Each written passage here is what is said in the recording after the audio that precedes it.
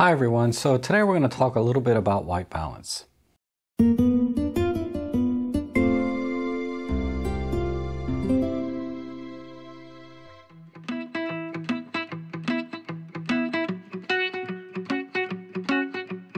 So white balance is essentially at its core is we're trying to achieve accurate colors out of our camera. And then by extension, we can be creative with white balance and start changing colors in the camera so that the overall images look a little warmer or maybe a little cooler, to set different moods and things. And, that's essentially all white balance is controlling color on the entire image. And, our Olympus cameras, we have an auto white balance setting that tries to achieve accurate colors, less any color profiles or color signs that they want to apply. So for example, our cameras have what's called a natural color profile. So that in theory is trying to achieve the most accurate colors with that Olympus look. So let's just work with the auto white balance for now, and I'll show you a couple of different settings that can change the look of this image, particularly when we're indoors. So in the Super Control panel, you'll see that I'm set to white balance auto. So let's just take a picture here. And yeah, for the most part, what I see on the back of the screen matches what I'm looking at in real life here. The camera has captured the colors and the lighting and everything very, very accurately to what I can see with my naked eye. However, part of that is because there's a setting in the camera called Keep Warm Colors On. And we'll go down here, it's in the Color White Balance menu. And you'll see down here, WB Auto, Keep Warm Color On. So this setting only applies when you're in auto white balance. And what it does is it's detected that there's some tungsten lighting or yellow cast on the image, and it tries to keep some of that yellow or warm color to maintain what I really actually see with my eyes. But if I wanted an accurate color or closer to a more accurate color, I need to turn this off. So let's take a picture with this turned off. And as you can see, if we compare that to the previous picture, you can see that the current picture with Keep Warm Colors off is much whiter, a little bit bluer maybe, but it's certainly more accurate than the previous color or previous image in terms of the overall look of the picture. So Keep Warm Colors on or off only applies to indoor lighting like tungsten lighting. If I were to do the same thing outdoors, Keep Warm Colors on or off, it won't make any difference. So let me give you an example of that. All right, so I've opened the window here and I've turned off the indoor lighting. So now all we have is natural sunlight coming in. And as you can tell, the overall scene of this video has changed to a very kind of a bluish cast. And that's because I don't have the video camera on auto white balance. I had the white balance tuned to this incandescent lighting.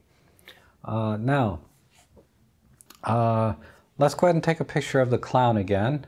And just as a reminder, we are in auto white balance. And I have Keep Warm Colors on. So let's take a picture here. And yeah, that looks almost exactly like I see with my naked eye. Let's go ahead and turn Keep Warm Colors off. Take a picture there. And as you can see, they are identical. So Keep Warm Colors on only works when you're indoors with tungsten lighting. I've not run into a situation where the Keep Warm Colors on has affected any other kind of situation when I'm outdoors in shade or even in fluorescent lighting, any other kind of setting or any other settings in white balance are not affected by this particular setting. It only affects the auto white balance and only with tungsten lighting. All right, so I've closed the window and I've turned the lamp back on, and hopefully the colors now are back to a more natural look. But that's really all there is to auto white balance and to Keep Warm Colors on and off. Now let's talk about a couple of the other settings here in the white balance menu. So let's go in the Super Control panel and click OK. You'll notice that I can rotate the front dial and change the white balance settings for different conditions according to Olympus, because all of these settings here are completely arbitrary and may not be accurate. Now sunny is pretty accurate. If I were to go outside and set this to sunny white balance on a sunny day, the colors are going to be pretty accurate. If I were to go outside when it's raining, for example, and set this to, I'm sorry, this is shadow, you know, the colors in the shadow area should be more accurate. But again, it's completely arbitrary and may or may not be accurate. Let's look at the incandescent setting. This setting is designed for incandescent lighting like I'm in now, and as you can see, the clown actually looks pretty close to what should be accurate. It doesn't look exactly like I see with the naked eye. What I'm seeing with my naked eye is sort of a yellow cast on the clown. But let's compare this to the previous image, which was natural lighting. It's fairly close. There's still a little bit of a yellow tint. And let's compare that to keep warm colors off. If you look at the keep warm colors off auto white balance and compare that to the incandescent setting, you can see that the incandescent setting is a little bit more yellow. It's a little bit off compared to the auto white balance with keep warm colors off. Now, that's a good demonstration of how these other settings in the white balance are completely arbitrary. They can still be off. However, there is a setting in the camera. Here's fluorescent. I'll just talk about that. You'll see it looks a little red because fluorescent lighting tends to cast a little bit of green in the room. And there's underwater, there's flash. We'll talk about that in another video. But there's something here called capture white balance or white balance presets. It's called a number of different things, but basically you can save up to 4 different white balance settings in your Olympus camera. And what you're doing is you're telling the camera what is white, okay? And then from that, the camera can extrapolate the other colors, red, green, blue, yellow, etc., to achieve the accurate colors. So how do you tell the camera what is white? Well, it tells you when you try to set it to take a white piece of paper and take a picture of it and then set the white balance, thereby telling the camera that this is white. All right, so let's just do that one time. So I'm going to click OK. And now I can click the info button because you see a little icon there for info. And now the camera's saying, point the camera at a sheet of white paper. And you want to put the paper as close to the subject as possible, reflecting the light that's hitting the subject, like so. If I were to put it here, the lighting here is a little bit different than the lighting here because over here is probably picking up a little bit more of this window, but back here it's going to be predominantly picking up this lamp above me. So let's fill the frame with the white piece of paper best we can, because you don't want it to do this. If you do that, you're going to be a little bit off. You want to fill the frame with the white piece of paper. And then we'll take a picture, like so. And then, you know, we can just eyeball it, and that looks pretty white or gray. So let's click OK. And now, when you look at the back of the screen, you can see that the image should be accurate in terms of red, green, blue, yellow colors. So let's take a picture here, and we can compare that to the previous picture we took, which was set to tungsten, and that looked a little bit yellow to me.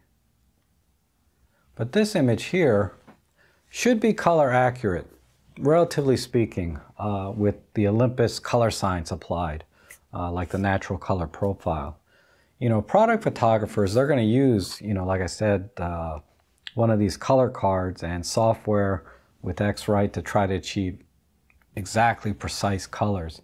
And things like this allow product photographers to use almost any brand camera to achieve the same color from one camera to the next. Maybe they're using different lenses, maybe they're in different lighting, etc. But these generally work pretty well. And we're not going to get into that.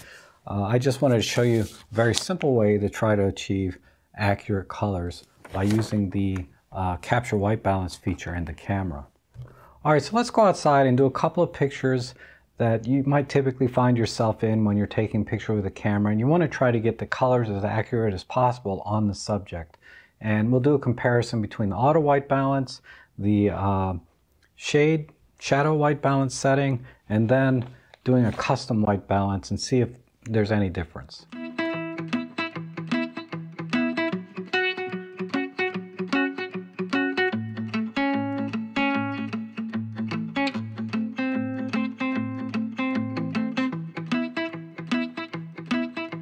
Alright, so I think I'll wrap it up here, and hopefully you understand a little bit more about the settings for white balance in our cameras, and with the intent to achieve more accurate colors. But if anything, I think today's images, the few simple ones I took, demonstrated that the most accurate colors may not be the most pleasing. So, set the white balance accordingly to your taste. It's really more of a creative choice when you really think about it. And the only time you need to be super accurate is, like I said, when you're doing product photography. But that's a whole nother topic, and it can get very complicated with different lighting setups. So I'm not going to get into that. But in any case, if you have any questions, just leave them down in the comments below. And as always, I appreciate you guys watching with me, and hopefully we'll see you again soon.